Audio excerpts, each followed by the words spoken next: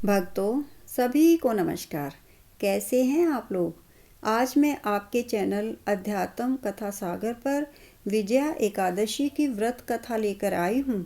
आप पहली बार चैनल पर आकर कथा सुन रहे हैं तो कृपया चैनल को सब्सक्राइब कर लीजिए ताकि भविष्य में आने वाली सभी वीडियो की नोटिफिकेशन आप तक सबसे पहले पहुँचे।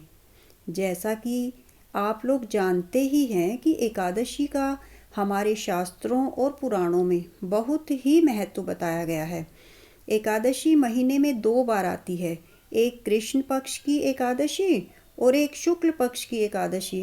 एकादशी का व्रत रखने से हमारा मन भगवान के चरणों में लगने लगता है और धीरे धीरे हमारे सभी पाप नष्ट हो जाते हैं। फागुन मास के कृष्ण पक्ष की एकादशी को शास्त्रों में विजया एकादशी कहते हैं। भगवान श्री राम ने लंका पर चढ़ाई करते समय रावण पर विजय प्राप्ति की कामना से इस एकादशी का व्रत किया था। सभी प्रकार के दुख दूर करके सभी कार्यों में विजय और सफलता दिलाने वाली इस विजया एकादशी को भगवान विष्णु का पूजन किया जाता है। क्या हुआ कि जया एकादशी की कथा सुनने के बाद धर्मराज युधिष्ठिर ने भगवान कृष्ण से प्रार्थना की, हे वासुदेव, फागुन मास के कृष्ण पक्ष की एकादशी का क्या नाम है? इसका व्रत करने से किन फलों की प्राप्ति होती है तथा इसका विधि विधान क्या है? कृपया मुझे विस्तार पूर्वक बतलाइए। योगेश्वर भगवान श्री कृष्ण ने कहा, हे राजेंद्र, फागुन मास के कृष्ण पक्ष की इस सर्व सिद्धि प्रदायक एकादशी का नाम विजया है। इसका व्रत करने वाले मनुष्य को सभी कार्यों में विजय मिलती है। इस विजया एकादशी के महात्म के सुनने व पढ़ने मात्र से समस्त पाप नष्ट हो जाते हैं। एक प्राचीन कथा सुनाते हुए भगवान श्री कृष्ण ने आगे कहा, एक समय देव ऋषि नारद ने ब्रह्मा जी से यही प्रश्न किया। तब ब्रह्मा जी ने नारद जी से कहा कि हे नारद, ध्यान पूर्वक सुनो। इस विजया एकादशी का व्रत नए पुराने और गत जन्मों के पापों का हरण करके प्रत्येक क्षेत्र में व्रत करने वाले को विजय दिलाता है।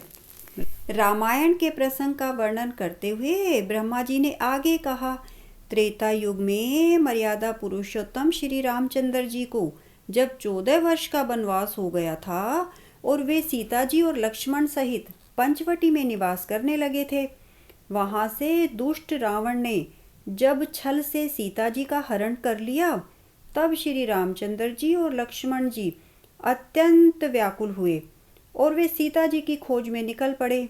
घूमते घूमते जब वे मरणासन जटायु के पास पहुँचे तो जटायु ने उन्हें सीता जी का वृत्तांत कह सुनाया। सीता के बारे में बताकर जटायु स्वर्गलोक को चला गया। अब क्या हुआ कि राम और लक्ष्मण आगे चले तो उन्हें हनुमान जी मिले। हनुमान जी ने उनकी मित्रता सुग्रीव से करवाई। आगे चलकर भगवान ने बाली का वध किया और सुग्रीव को राजा बना दिया।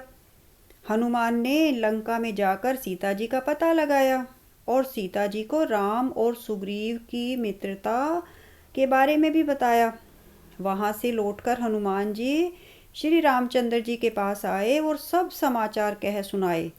श्री रामचंद्र जी ने सुग्रीव के साथ मिलकर एक अथाह वानर सेना तैयार की, लंका पर विजय प्राप्त करने के लिए प्रस्थान किया। जब श्री रामचंद्र जी समुद्र के किनारे पहुँचे तब उन्होंने मगरमच्छ आदि से युक्त अथाह समुद्र को देखकर लक्ष्मण जी से कहा कि इस समुद्र को हम किस प्रकार पार कर सकेंगे। तब श्री लक्ष्मण जी श्री राम जी से कहने लगे, हे पुरुषोत्तम, आप सब कुछ जानते हैं। यहाँ से आधा योजन दूर कुमारी द्वीप में वक्दालभ्य नाम के मुनि रहते हैं। उन्होंने अनेकों ब्रह्मा देखे हुए हैं। आप उनके पास जाकर इसका उपाय पूछिए। लक्ष्मण जी के इस प्रकार के वचन सुनकर श्री रामचंद्र जी वक्दालभ्य ऋषि के पास गए और उनको प्रणाम करके बैठ गए। मुनि ने उनसे पूछा, हे राम, आपका आना कैसे हुआ? रामचंद्र जी कहने लगे, हे ऋषिवर, मैं अपनी सेना सहित यहाँ आया हूँ। और राक्षसों को जीतने के लिए लंका जा रहा हूँ। आप कृपया करके समुद्र पार करने का कोई उपाय बताइए।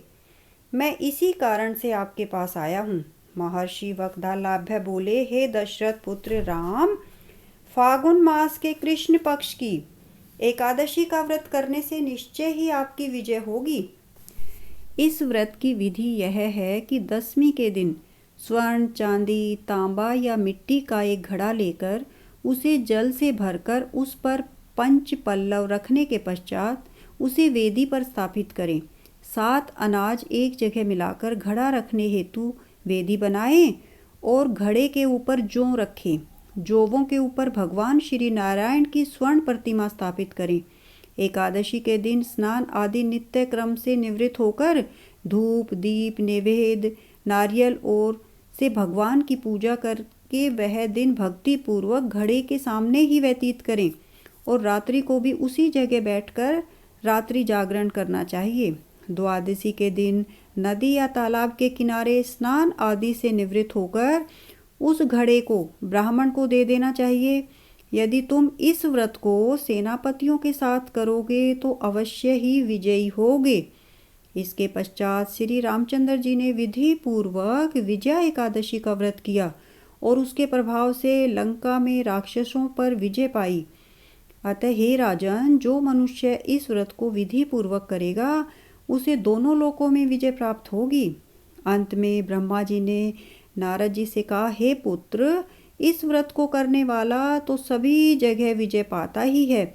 जो इस व्रत के महात्म को पढ़ता अथवा सुनता है उसे भी वाजपेय यज्ञ का फल प्राप्त होता है। भक्तों, ये थी विजया एकादशी व्रत की कथा। आप अपने घर के मंदिर में सतनजा से एक वेदी या ढेरी बनाकर दसवीं के दिन एक घड़ा स्थापित कर दें। एकादशी को व्रत रखें, पूजा करें और द्वादशी को स्नान आदि नित्य क्रम से निवृत्त होकर सुबह 5:30 बजे से 10:30 बजे के बीच में व्रत का पारण करें और उस घड़े को ब्राह्मण को दान में दे दें। भक्तों, आपको कथा अच्छी लगी तो कृपया अपने मित्रों और जानने वालों में शेयर करिए और कमेंट बॉक्स में भगवान की जय अवश्य लिखिए। धन्यवाद।